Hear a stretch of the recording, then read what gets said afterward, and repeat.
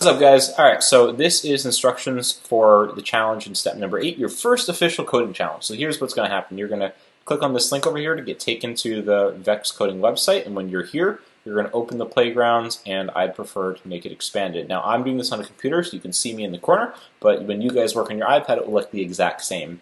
So, first challenge that you're going to have to do is familiarize yourself with everything that has to do with the drivetrain. You're not going to have to do anything outside of the drivetrain, and I'm not going to explicitly tell you how any of these work. What I want you to do is to play around with them and see what happens. Take one of these guys, drag it, and see what happens, where you simply go to three-dimensional mode, hit play, see what happens when it does, and try and figure it out. This is complete exploration. I am not telling you how to do it, so you're going to have to figure it out. It is straightforward in the challenge, and there are 3 of them. So before I do get to explain those challenges, a helpful hint for you is that each square in the grid map measures 200 millimeters by 200 millimeters. Now what that means is every one of these blocks over here is 200 millimeters. So if my robot over here, which is being measured from this middle pencil over here, were to move 200 millimeters, it would move from this spot to the middle of this spot. So that would be a 200 millimeter move forward, because each square is 200 millimeters.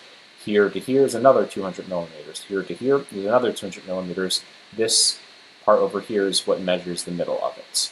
So, your challenge for the instructions over here, you have 3 of them, level 1, level 2, and level 3, and this is all with a distance drive challenge. So your goal for the distance drive challenge is to, for challenge 1, program the robot to drive forward 3 grid squares. Your hint is up here of how much that needs to be moved, and you're going to have to figure out with the commands what to do.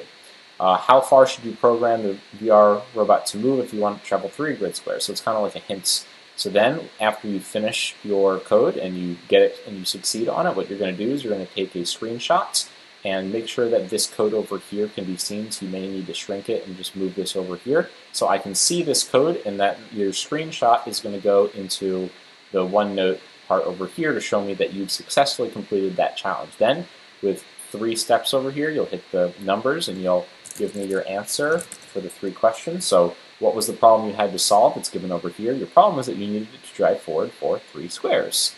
A sub-problem of that, if you broke it down, was how many millimeters is that, perhaps? Explain how your code was able to complete the problem. So you can say, I did this and it did that, and then something you learned or noticed. Perhaps it has to do with the millimeters or whatever you did in this case. You should always have 3 answers for these. So level 2 is a little more complicated. So it says to program the robot to drive forward for 6 grid squares, so more than this one, and then you're going to turn around and drive back 6 grid squares. So just for clarity's sake over here, that means it's turning around as a 180, so it's not in a different box. It should be completely in a straight line.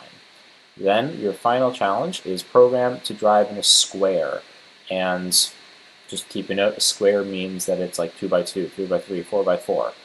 This one is specifically going to be a 3 grid square, so 3 by 3. And then, what is the area of your square in millimeters? So that's a bit of another question for you to answer in your explanation, and if you need, you can use Google to help you figure out formula for area, how to find area, and so on. But that is your challenge. I'm purposely not telling you everything. I want you to figure it out, as computational thinking will force you to break down the problem, abstraction, focus on the only important parts, pattern recognition, look for other things that can help you solve it, such as things on Google, and that is your challenge. You're only going to do 1 challenge this week because you had a lot of other videos up there, and then you guys are going to reflect on how you did. So that's your first VR coding challenge. I hope you guys enjoy it, and I'm looking forward to seeing the results.